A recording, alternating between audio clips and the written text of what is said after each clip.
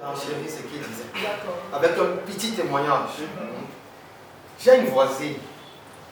Elle est venue louer à côté de chez moi. J'ai une étudiante. Et elle avait remarqué comment je suivais seulement le gospel. Sûrement, elle a fait un petit commérage dans sa salle de classe avant disant que je me voisine me casse avec des musiques religieuses. Quand je suis chez moi, je suis ses amis qui viennent qui disent que ouais, même nos voisins qui te dérangent avec la musique religieuse. Mais ce qui est marrant, c'est que ces voisins sont venus toquer. Ils ont trouvé effectivement cette musique religieuse. Ils sont venus toquer, ils m'ont dit, s'il te plaît, on veut la musique. Ils m'ont donné les clés USB. J'ai trouvé la musique religieuse. Quelques mois après, je rencontre la fille et me dit que j'ai donné ma vie. Amen. Wow. Je n'avais jamais parlé, évangéliser cette fille. Mais elle suivait, si c'est un film chrétien. Les prédications, les sons et ma manière de vivre. Elle me voyait toujours sortir de la Bible plutôt. Elle vient me dire que je ne peux plus être dans cette solitude. J'ai donné ma vie au Seigneur. C'est fini. Je n'ai pas prêché l'évangile à cette fille. Mais mon comportement, l'attitude, Ça a été un témoignage. mon standard a témoigné elle seule. Elle est venue à Christ. Elle m'a dit que j'ai abandonné cette vie.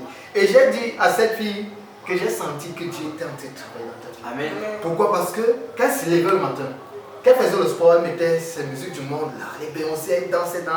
Un temps, elle a commencé à mettre les Josh Mayer, elle mettait le gospel. J'ai dit que Seigneur, tu es déjà en train de travailler dans la vie de cette fille. Après, elle est venue me dire que j'ai donné ma vie au Seigneur, j'ai donné gloire à Dieu. Amen. Pour dire que nous, les chrétiens, si tu dis toujours que les gens ne t'observent pas, il y a quelqu'un dans l'ombre qui est en train de t'observer. Le jour que si tu tombes, il va dire que celui-là qui porte sa Bible chaque jour, il va dire qu'il est chrétien alors qu'il n'est pas chrétien. Seulement le fait que la fille regardait comment je vivais, elle ne voyait pas autre chose bizarre. Seulement Dieu, elle a donné sa vie au Seigneur. Aujourd'hui, elle me challenge même. Elle se trouve maintenant sur le gospel plus comme moi.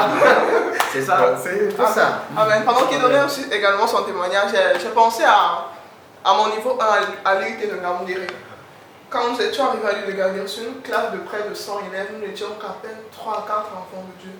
Et parmi nous, il y avait 2 filles et un garçon.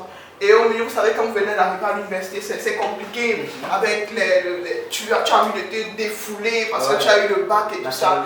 Et nous avons considéré de nous comporter d'une certaine manière. Bizarrement, nous on croyait plutôt qu'on était les vieux jeux de la salle, des personnes en fait qui ne sont pas. Et pourtant, il y avait tellement de personnes là au milieu de la salle de classe qui nous regardaient, qui nous prenaient pour des modèles, mais ne venaient pas juste nous dire. Les plus courageux qui venaient nous dire, c'est que tu es toujours comme ça, tu n'es pas dans les soucis, tu n'es pas dans les copinages. Coincé, tout ça. Coincé. Mais l'une des choses que nous avons gardées, nous qui étions enfants de Dieu, c'est cette joie-là au milieu de nous. Quand nous nous retrouvons, nous partageons la joie, même quand nous étions avec d'autres personnes, nous n'étions pas fermés. Par exemple, si nous savons que telle personne, tel camarade de classe est dans tel péché, non, tu ne vas pas venir lui dire ça et tout ça et tout ça. Mais tu essayes de causer avec la personne et d'être bienveillant. Et je me rappelle, c'est au niveau 2, qu'un de mes camarades de classe est venu me voir pour me dire qu'il veut donner sa vie à Jésus. Pourquoi? Parce qu'il m'observait depuis le niveau 1. Wow. Quelqu'un que je n'avais même jamais pensé à lui et tout ça. Mais tu te rends compte à quel point les personnes là sont en train de te regarder. Et pour peu que tu trébuches, c'est une personne que tu es en train de ralentir, c'est une personne que tu empêches de venir à Christ. Donc nous devons veiller à notre salut avec crainte et tremblement, comme le dit la parole de Dieu. Et nous devons savoir que nous sommes réellement des lumières. Nous sommes des personnes que les personnes regardent, des personnes qui, même si pour l'instant ils ne nous disent pas encore, un jour il viendra te dire que en fait ta façon de te comporter et ceci et cela, enfin en cette aujourd'hui moi je suis chrétienne et tu diras gloire à Dieu parce que en fait par ton comportement. Donc nous appelons aujourd'hui à la jeunesse à revoir notre comportement, que ce soit parmi nos camarades de classe, même envers nos parents, parce qu'il est possible que tu gagnes ta mère qui n'a pas encore cru à cause de ton comportement à la maison, et très possible. Je passe la parole encore au responsable de l'évangélisation, l'homme plein de versets, avec les références. Tout ceci, n'est-ce pas, matérialise simplement un changement de mentalité, tu vois, un changement de paradigme. Quand tu rends compte que tu es dans une atmosphère où tout le monde va à gauche, mais vous êtes 4, soit essayez d'aller à droite. Et pendant qu'ils sont tous à gauche, je vous assure qu'ils ont les regards braqués sur vous dans l'ombre. En fait, ils ont les regards braqués sur vous à droite dans l'ombre et ils vous observent. Ils vous observent. Et tout doucement, certains viendront. Vous allez dire, prenons le cas de Nicodème, qui était un docteur de la loi. La Bible dit de nuit, il est venu voir Jésus. Pourquoi? Parce qu'en fait, il voulait pas se faire buter par les autres. Mais de nuit, il est venu voir Jésus. Il a dit qu'il prenait le temps de l'observer. Il l'observait, il est venu voir Jésus de nuit. Donc, en tant qu'enfant de Dieu, on ne doit pas se laisser conformer. Au contraire, ne jamais envier ceux de dehors. Parce que le meilleur est en nous. La solution, c'est nous. La référence, c'est nous. Alors, s'il y a quelque chose à donner, c'est nous les jeunes en qualité d'enfants de Dieu que nous devons, n'est-ce pas, manifester ça. Donc je pense que, en fait, c'est la chose à faire. Je pense à un jour quand je voulais emprunter une moto.